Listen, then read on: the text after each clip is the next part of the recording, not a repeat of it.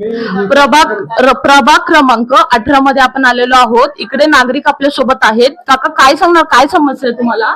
मला माझी बायकोचं हात फ्रॅक्चर झालेलं आहे, तर त्याला हॉस्पिटल न्यायला मला मेन रोडवर ॲम्ब्युलन्स बोलवून त्याला स्ट्रेचरवर घेऊन जावं लागतं आणि सगळं ते किती खर्च येतो मला. ऍम्ब्युलन्स येते का इथपर्यंत? नाही येत, ॲम्ब्युलन्स नाही येत, पण ते रस्त्यावर थांबते आणि ते तिकडपर्यंत मला सगळं न्यावं लागतं. सगळं आज किती हालत आहे माझी बघा तुम्ही. ॲक्च्युली ते चालू शकत नाही, तर त्याला स्ट्रेचरचा मला किती खर्च येतो. आणि त्यासाठी माणसं सुद्धा लागतात. माणसं खाली माणसं सुद्धा पाहिजे आणि त्यांना हेल्प करण्यासाठी असं त्यांचं कोणी नाहीये. जे त्यांचे भाऊ आहेत आणि जे भावाचा एक तो मुलगा आहे, तर ते सगळ्यांना असं मदत करतात. मी रिटायर्ड माणूस आहे आज.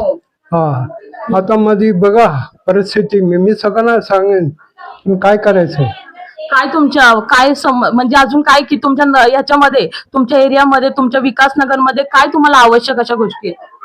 मेन तर हेच आहे, फक्त रस्ताच आहे. फक्त रस्त्याची समस्या आहे तुम्हाला? रस्त्याची समस्या आहे. माजी नगरसेवक वगैरे येतात का इकडे? येतो ना, त्यांना सांगून काही फायदा नाही झाला.